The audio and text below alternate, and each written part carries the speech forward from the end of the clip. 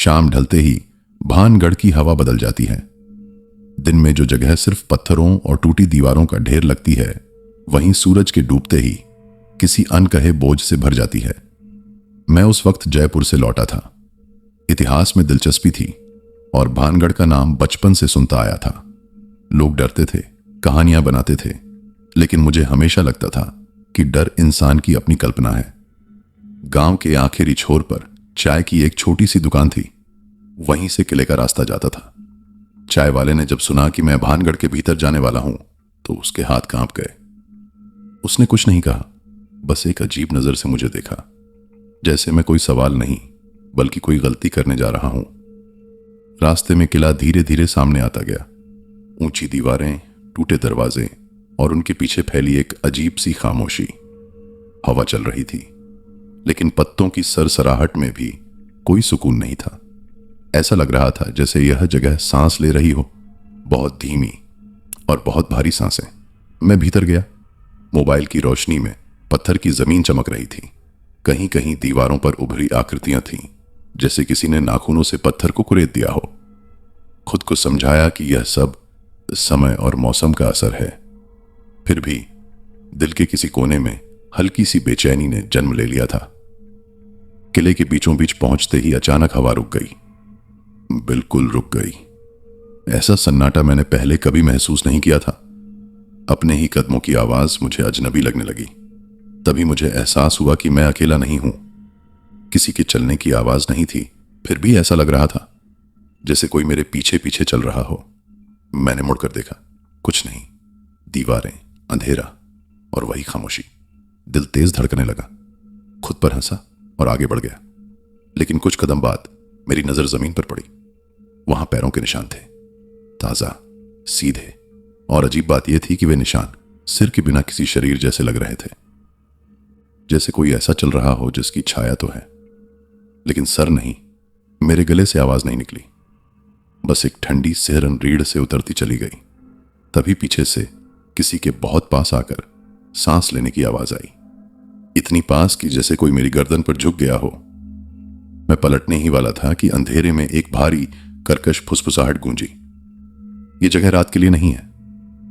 मेरे शरीर ने साथ छोड़ दिया। पैर जमीन से चिपक गए थे और दिमाग ने जैसे काम करना बंद कर दिया हो। वह आवाज किसी इंसान की नहीं थी। उसमें सांस थी, लेकिन जीवन नहीं। मैं धीरे धीरे मुड़ा। अंधेरे में कुछ भी साफ दिखाई नहीं दे रहा था, फिर भी ऐसा लग रहा था जैसे कोई बहुत पास खड़ा है। अचानक हवा फिर चलने लगी, इतनी ठंडी कि जैसे किसी ने फेफड़ों में बर्फ भर दी हो। मोबाइल की रोशनी कांपने लगी। उसी रोशनी में मैंने दीवार पर एक परछाई देखी, लंबी, बहुत लंबी, लेकिन उसका सिर नहीं था। कंधों के ऊपर बस खाली अंधेरा। मेरे मुंह से बस इतना निकला कि यह कोई मजाक नहीं है। उसी पल परछाई हिल गई। नहीं, वह दीवार पर नहीं थी।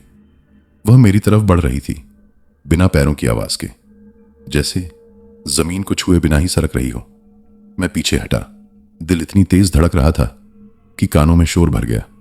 तभी मेरे पैर किसी चीज से टकराए और मैं गिर पड़ा। मोबाइल हाथ से छूटकर कुछ दूर जा गिरा। रोशनी अब जमीन पर बिखरी हुई थी और अंधेरा और गहरा हो गया था।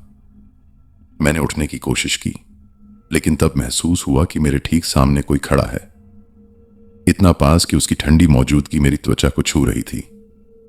मुझे ऊपर देखने की हिम्मत नहीं हुई। बस गर्दन झुकाए मैं उसी अंधेरे को घूरता रहा।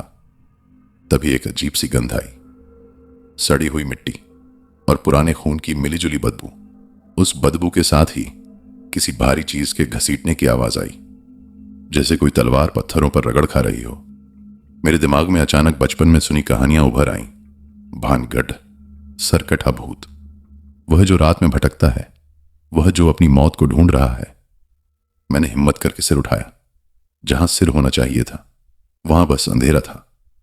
लेकिन उसी अंधेरे के बीच दो चमकती आंखें खुली, ठंडी, बेरहम और भूखी। उसने धीरे से हाथ बढ़ाया। उंगलियां नहीं थीं, बस हड्डियों जैसी आकृतियां।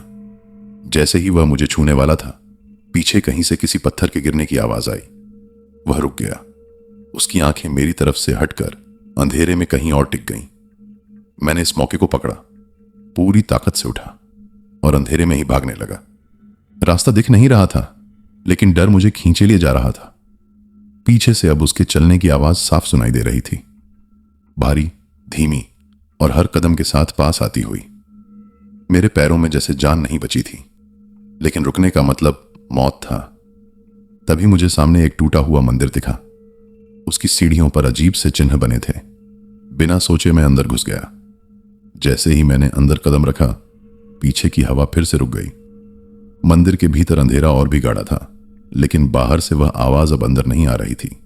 बस एक धीमी हंसी गूंज रही थी, ऐसी हंसी जिसमें यकीन था कि यह खेल अभी खत्म नहीं हुआ है।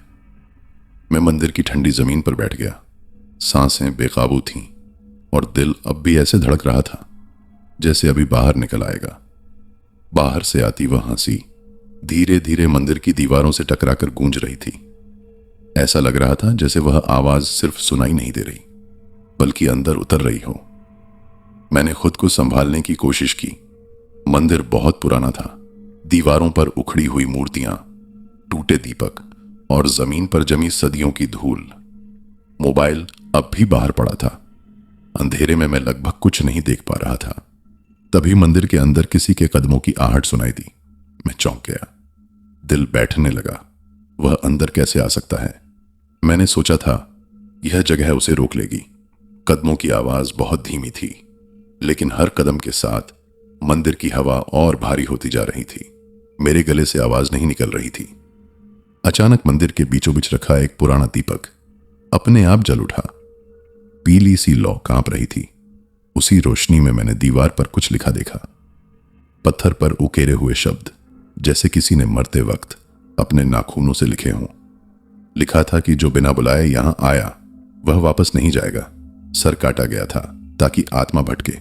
सिर कहीं और है और शरीर यहां। मेरे हाथ कांपने लगे। तभी मुझे एहसास हुआ कि मंदिर में कदमों की आवाज अब रुक चुकी है। सन्नाटा इतना गहरा था कि मुझे अपनी सांस भी सुनाई दे रही थी। धीरे धीरे उस दीपक की लौ लंबी होने लगी।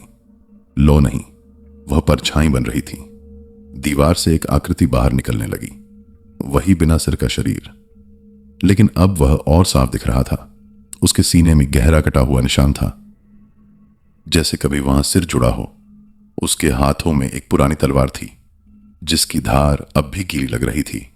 मेरे सामने आते ही उसने तलवार जमीन पर घसीटी, पत्थर से टकराकर निकली। वह आवाज मेरे दिमाग में चुभने लगी। उसने अपना खाली कंधा मेरी तरफ झुकाया, जैसे मुझसे कुछ मांग रहा हो। तभी मुझे समझ आया, वह सिर ढूंढ रहा है, और शायद वह सिर मेरे शरीर ने खुद ब खुद पीछे हटना शुरू कर दिया।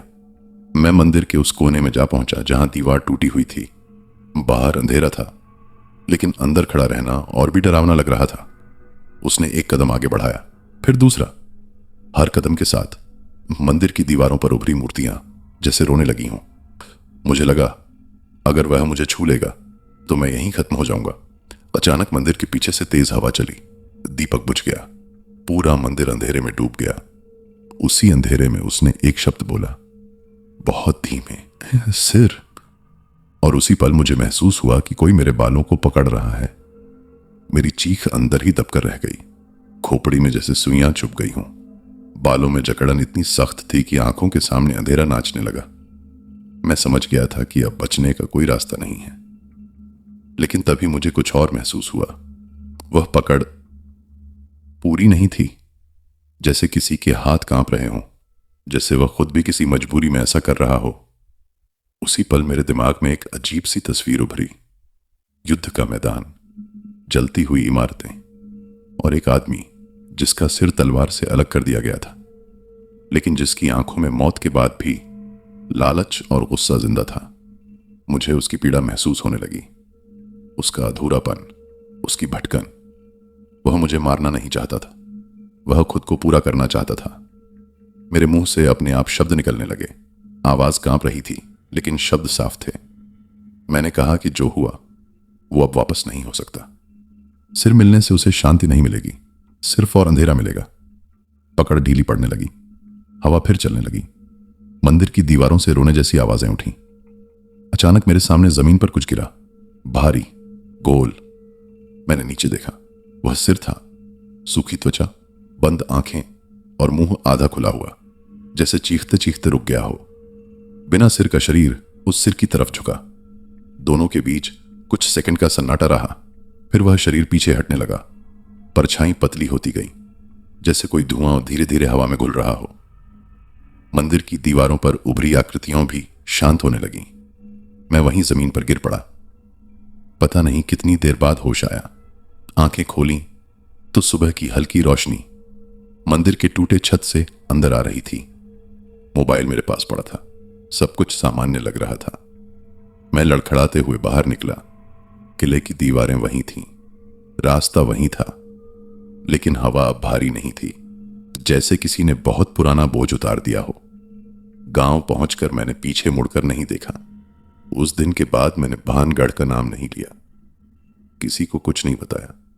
लेकिन कुछ रातों में जब सब कुछ शांत होता है, मुझे अपने पीछे हल्की सांसों की आवाज सुनाई देती है, और कभी कभी शीशे में मुझे अपनी परछाई में एक पल के लिए सिर गायब दिखता है। तब मुझे एहसास होता है वह गया नहीं है, वह बस इंतजार कर रहा है। उस एहसास के साथ मेरी जिंदगी पहले जैसी नहीं रही। दिन में सब सामान्य लगता था, लोग, आवाजें, धूप, भीड़।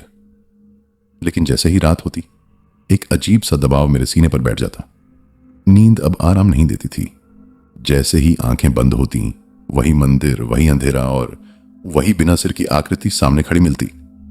मैंने कई बार खुद को समझाने की कोशिश की कि यह सब दिमाग का वहम है, डर का असर। लेकिन कुछ चीजें ऐसी थीं जिन्हें जुठलाया नहीं जा सकता था। आईने में खड़े होकर जब मैं अपने चेहरे को देखता, कभी कभी गर्दन के पास हल्की सी जलन महसूस होती, जैसे वहां कुछ होना चाहिए था जो नहीं है। एक रात तो हद ही हो गई। बाथरूम के शीशे में मैंने साफ देखा कि मेरी परछाई मेरे साथ नहीं हिल रही थी। मैं रुका, परछाई चलती रही, और उसके कंधों के ऊपर कुछ भी नहीं था। मेरे मुंह से बस एक सांस निकली और शीशा अपने आप चटक गया। उस रात के बाद चीजें और बिगड़ने लगीं। मेरे आसपास रहने वाले लोग मुझसे कतराने लगे। कहते थे मेरी आंखों में अजीब सा सूनापन है, जैसे मैं यहां होकर भी यहां नहीं हूं। कई बार मुझे लगता कोई मेरे बहुत पास खड़ा है, इतना पास कि उसकी ठंडी मौजूदगी मेरी त्वचा को छू रही है। एक रात जब नींद खुली तो कमरे में हल्की सी गंध फैली हुई थी, सड़ी हुई मिट्टी और लोहे जैसी। वही गंध जो मैंने मंदिर में महसूस की थी। मेरी नजर अपने पलंग के पास गई। वहां जमीन पर मिट्टी के छोटे छोटे ढेले पड़े थे, और उन्हीं के बीच एक गहरी लकीर, जैसे किसी भारी चीज को घसीटा गया हो।